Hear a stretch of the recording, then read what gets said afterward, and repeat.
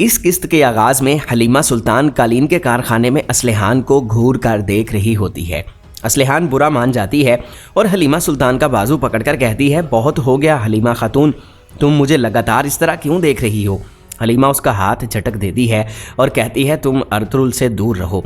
असलिहान एक बार फिर उसका बाजू पकड़ लेती है तो हलीमा बाजू छुड़वाकर खंजर उसकी गर्दन पर रख देती है।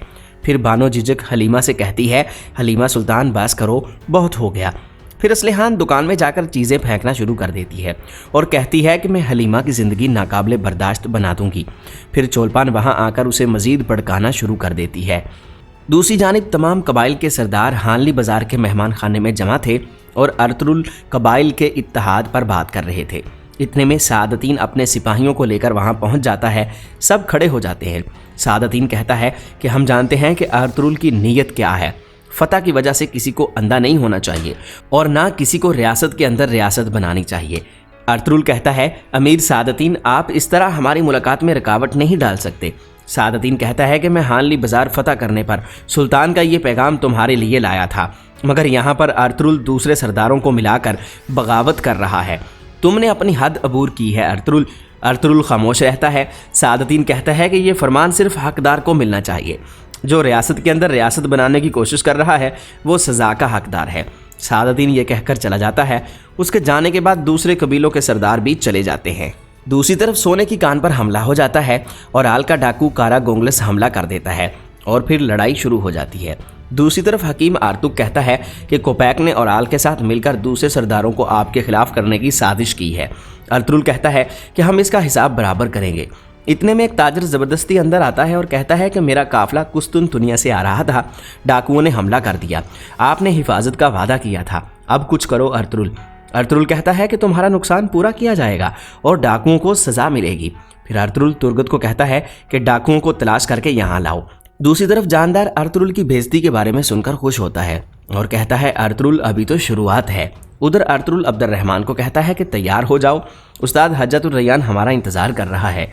फिर अर्तुरुल रात के वाक़े के बारे में हकीम आर्तुक को बताता है कि जब वो सुल्तान के जासूस से मुलाकात करने जाता है, फिर हलीमा वहाँ आती है और अर्तुरुल उसे असलिहान से लड़ाई करने पर सरजनिश करता है। उसे बताता है कि मैंने जानदार की पेशकश रद्द कर दी है। दूसरी तरफ सोने की कान पर लड़ाई जारी थी। डाकुओं के तमाम साथी मारे जाते हैं। समसा जख्मी हो जाता है। ये सब कार्रवाई बदुहान छुप कर वहाँ देख रहा था और अर्तुरुल और उसके सिपाही हज्जतुर रैयान की तरफ जा रहे थे, जबकि इस दौरान हज्जतुर रैयान भाग रहा था और डाकू कारा गोंगलस उसके पीछे था। हज्जतुर रैयान गिर जाता है और वो डाकू उसे पकड़ लेता है और खंजर उसकी गर्दन पर रख देता है। अर्तुरुल जब सोने की कान पर पहुंचता है तो उसे सारी सूरत हाल का इल्म हो जाता है।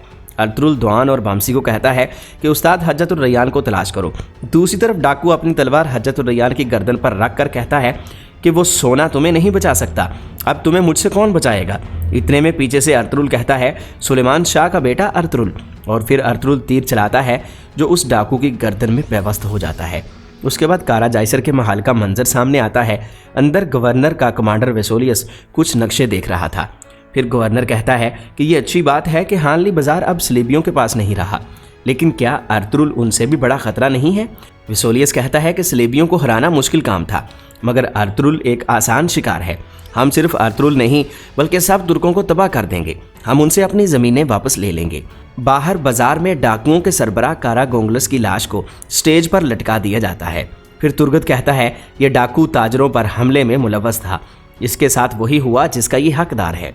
उधर अर्तुरुल दुआन को बुलाता है और कहता है कि दुआन, तुम कारा जायसर में काफ़ी अरसा रहकर आए हो। हानली बाज़ार की फतह के बाद तुम बताओ कि उनका क्या हाल है, क्या वो गुस्से में है या फिर ये खामोशी कैसी है। दुआन कहता है कि ये अच्छी अलामत नहीं है। मैं गवर्नर और उसके बदमजाज कमांडर को जानता हूँ। ये खामोशी एक ख़तरनाक अलामत है।